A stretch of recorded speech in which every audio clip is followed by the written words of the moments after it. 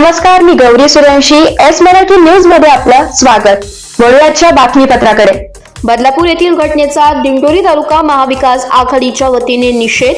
बदलापूर येथील अल्पवयीन शालेय विद्यार्थिनींवर झालेल्या अत्याचाराच्या निषेधार्थ दिंडोरी तालुक्यातील महाविकास आघाडीच्या पदाधिकाऱ्यांच्या वतीने दिंडोरी नगर पंचायतीच्या शेजारील डॉक्टर बाबासाहेब आंबेडकर यांच्या पुतळ्यापासून काळ्या फिती लावून मूकमोर्चा काढण्यात आला. नाशिक कळवण रोडने मूकमोर्चा तहसील कार्यालयावर दाखल झाला. यावेळी पोलीस उपनिरीक्षक वडजे यांना निवेदन देण्यात आले. या प्रसंगी राष्ट्रवादीचे कार्याध्यक्ष दत्तात्रय पाटील, शिवसेना उपजिल्हा प्रमुख सतीश देशमुख, तालुका प्रमुख पांडुरंग गणोरे, राष्ट्रवादी युवकचे जिल्हाध्यक्ष श्याम हिरे, राष्ट्रवादी महिला तालुकाध्यक्षा शैला उफाडे, शहराध्यक्ष नरेश देशमुख, शिवसेना शहर प्रमुख संतोष मुरकुटे, सचिन आव्हाड, किरण कावडे, विजय पिंगळ, उत्तम उगले, अरुण गायकवाड, निलेश शिंदे, तौसिफ मनियार, विजय पवार, राजू गुरळे, नारायण राजगुरू, विठ्ठलराव अपसुंदे, शांताराम चांदोसकर, वसंत ठेटे, संगम देशमुख, नितीन आव्हाड, जलील शेख, भाऊराव शिंदे आदींचे कार्यकर्ते उपस्थित होते. काही घटना घडली तिच्यात का गुन्हा नोंदवण्यासाठी जितका वेळ लागला इतका वेळ लागायला नव्हता पाहिजे. पण काल कोणीतरी एक सदावर्ती म्हणून ज्यांनी या आंदोलनाला विरोध करून बंदी या काय आंदोलनाला आणली, याच्यावर एवढ्या लवकर कारवाई कशी काय झाली हा पण मी या निमित्ताने निषेध करतो. आणि हे जे काही सरकार चालू आहे हे संविधानाला धरून नाही आहे, या सरकारचा पण मी निषेध करतो. आणि काल जो काही निर्णय झाला याचा पण मी शिवसेना दिंडोरी तालुका आणि महाविकास आघाडीच्या वतीने निषेध करतो. जय हिंद, जय महाराष्ट्र.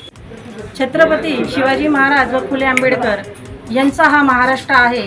या महाराष्ट्रामध्ये आज स्त्री ही सुरक्षित नाही आहे. तुम्ही बघितलं तर आपल्या महाराष्ट्रात जेव्हा छत्रपतींचं राज्य होतं तेव्हा स्त्रीवर जर अन्याय झाला तर त्याच वेळेस त्या जो कोणी असेल त्याचे हात कलम आणि पाय कलम केले जात होते. आणि आज या महाराष्ट्रामध्ये स्त्री व लहान मुली, शाळेतल्या मुली ह्या सुरक्षित नाही आहेत. तर आज हे सरकार करतं काय? हे सरकार फक्त आज मुख्याची म्हणजे बग्याची भूमिका या सरकारने घेतलेली आहे. तर या सरकारने असं न करता आज या लाडकी बहीण जी योजना आणली आहे त्यांनी या निवडणुकीच्या काळात मतदानासाठी, तर ते न करता खऱ्या अर्थाने या सरकारने या महिला कशा सुरक्षित राहतील आणि या आपल्या शाळेत जाणाऱ्या मुली ह्या कशा सुरक्षित राहतील ह्याच्यासाठी कडक कायदे आणले पाहिजे. खऱ्या अर्थाने या सरकारच्या हातून जर काही या अपराधांवर जे अपराधी आहे त्यांनी जे हे कृत्य केलेलं आहे घृणास्पद, तर हे कृत्य थांबण्यासाठी यांच्याकडून जर हे कार्य होत नसेल तर यांनी आमच्या हातात हे नराधम द्यावा.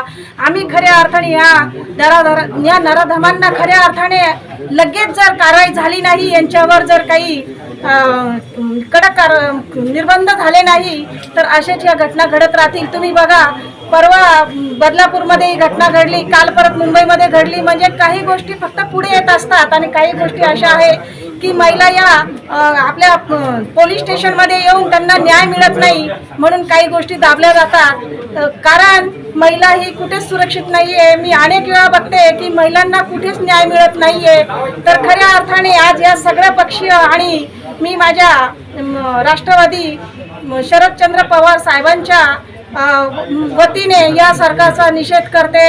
आणि खऱ्या अर्थाने या महिलांना सरकारने फास्ट ट्रॅकने त्या दोषीला फाशीची शिक्षा ही त्वरित द्यावी.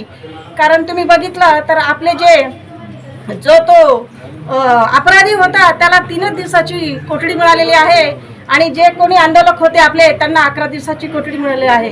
तर हा खऱ्या अर्थाने न्याय नाही आहे. तर सरकारने ह्या गोष्टींकडे खऱ्या अर्थाने लक्ष द्यावा आणि जे माझे बंधू ज्यांनी आंदोलन केलं होतं त्यांच्यावरील गुन्हे हे मागे घ्यावा ही मी विनंती करते आणि या सरकारचा जाहीर निषेध करते. थांबते. जय हिंद, जय महाराष्ट्र. सर्वात प्रथम महायुती सरकारचा महाविकास आघाडीच्या सर्व घटक पक्षाकडून निषेध नोंदवतो. आणि या महाराष्ट्राचे जे गृहमंत्री आहेत यांचा तर सर्वपक्षीय आणि महिला युवतींकडनं धिक्कार नोंदवतो. आत्ताच आपण बघितलं का गेल्या 4-5 दिवसापासून महिला अत्याचाराचं सत्र, युवती अत्याचाराचं सत्र वाढलेलं आहे.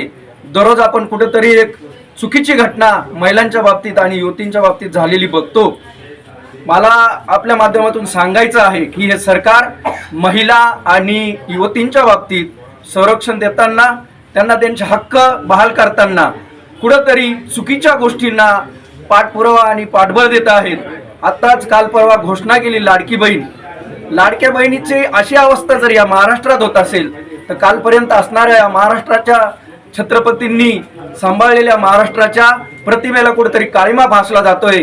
कधी काळी स्वतःची बहीण म्हणून चोळी आणि साडी देणारा छत्रपतींचा हा महाराष्ट्र, या महाराष्ट्रात या सरकारच्या काळामध्ये या साडी आणि चोळीची लक्तर रस्त्यावरती काढली जात आहेत. मी तर म्हणेल या सगळ्या घटनेची जबाबदारी घेऊन गृहमंत्र्यांनी त्वरित राजीनामा दिला पाहिजे आणि ती जबाबदारी स्वीकारली पाहिजे. अशा किती चौकशा समित्या नेमल्या तर आजपर्यंत या चौकशा समित्यांचं पुढे काय होत झालेलं आहे हे आपल्याला सगळ्यांना माहिती आहे. काल घडलेली जी शहापूरची घटना आहे, या घटनेमध्ये ज्या नराधमांनी जे कृत्य केले शाळेमध्ये, त्या त्वरित फाशीची शिक्षा दिली पाहिजे आणि चौकात दिली पाहिजे.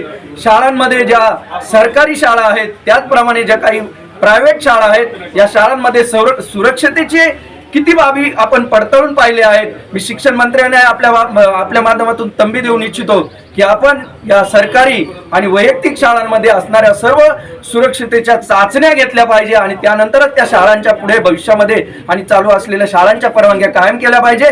मी महाविकास आघाडीच्या माध्यमातून या सरकारचा परत एकदा धिक्कार करतो आणि या सरकारने जबाबदारी घेऊन राजीनामे सर्व मंत्र्यांनी दिले पाहिजे असं आपल्या माध्यमातून सांगू इच्छितो.